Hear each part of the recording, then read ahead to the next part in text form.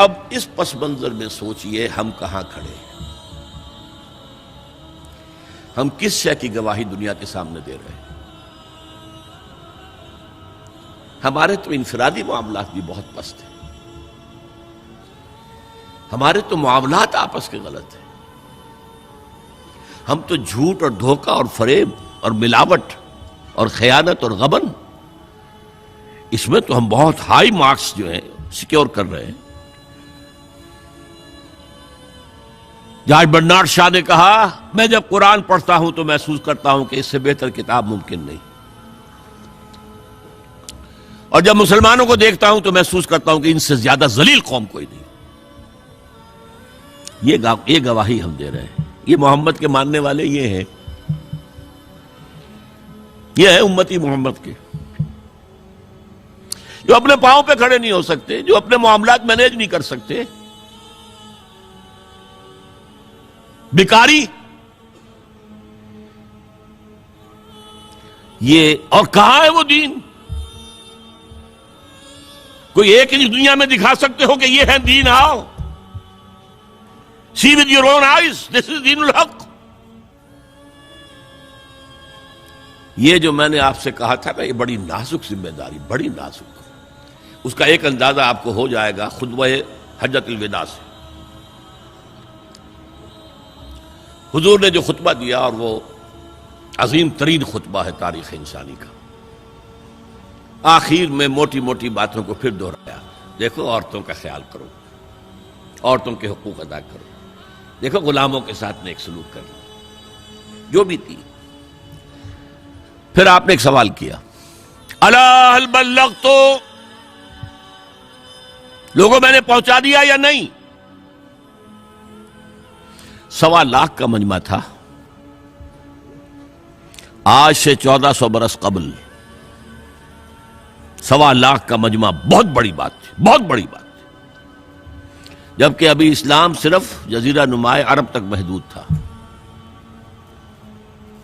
آج بھی پہلے کبھی ہو جاتے تھے 28-30 لاکھ بھی، ان مینیجیبل ہو رہا تھا معاملہ۔ اب سعودی عرب کی حکومت نے کو مینیج کیا، پابندیاں لگائی تو 20 لاکھ، یہی ہے نا، 1.25 لاکھ کا مجمع۔ اور اس کا نقشہ میں دکھا دوں، ایک ایک حرف آپ 3 مرتبہ کہہ رہے تھے۔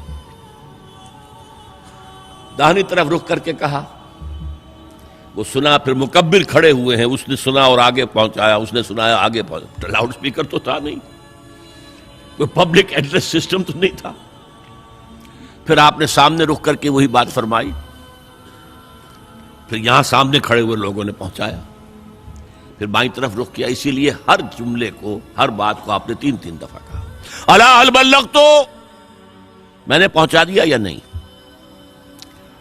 اور عام عادت صحابہ کی یہ تھی کہ اول تو حضور کے سوال پر خاموش رہتے تھے کہ واللہ ورسولہ عالم، یا اگر جواب دیتے تھے تو فرط ادب سے بہت مختصر جواب۔ وہ چلبلے قسم کے شاگرد جو ہوتے ہیں، جو استادوں کو بھی پڑھانا چاہتے ہیں، صحابہ کرام اس طرح کے نہیں تھے، اپنی لیاقت اور ذہانت کا روب جو ہے اپنے استادوں پر گاٹھ دیں۔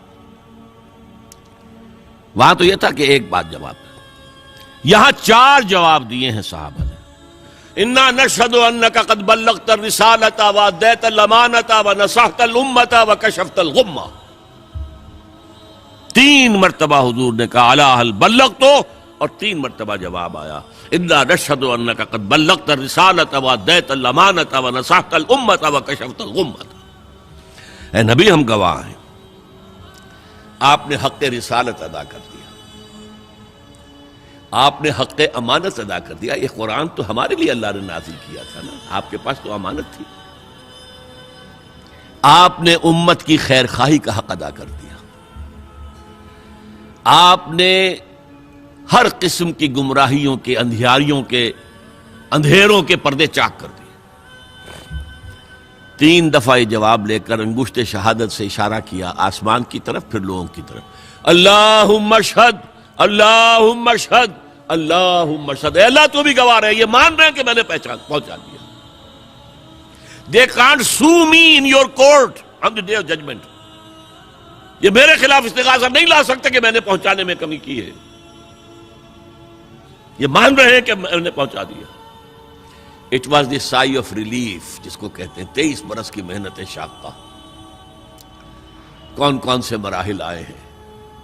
یوم طائف بھی آیا ہے، 3 سال کی شیب بنی ہاشم کی قید بھی ہے، معرکہ احد بھی ہے، احزاب بھی ہے، 70 مبلغین ذبح کیے گئے ہیں. کیا کیا نہیں دیکھا، کیا کیا نہیں جھیلا. لیکن پھر بات کیا ہوئی؟ اب آپ نے آخری بات اللہم اشہد اللہم اشہد اللہ، اور اس کے بعد فَلْيُبَلِّغِ الشَّاهِدُ الْغَائِبَ. اب جو یہاں موجود ہیں ان کے ذمے ہے کہ پہنچائیں ان کو جو یہاں نہیں ہے. میں فارغ، میرے کندھے سے بوجھ اتر گیا، اب تمہارے کندھوں پر آیا. اب اس غائب میں وہ بھی تمام لوگ شامل تھے جو اس وقت دنیا میں تھے اور وہاں نہیں تھے. شاہد اور غائب کا لفظ آ گیا جہاں سے میں نے بات شروع کی تھی. شاہد اور غائب، شاہد موجود، فَلْيُبَلِّغِ الشَّاهِدُ الْغَائِبَ، اور غائب میں وہ بھی ہے جو قیامت تک آئیں گے. یہ ہے اس امت کا فرض منصبی، اور اگر آپ سمجھیں یہ ہے اس امت کا فریضہ رسالت.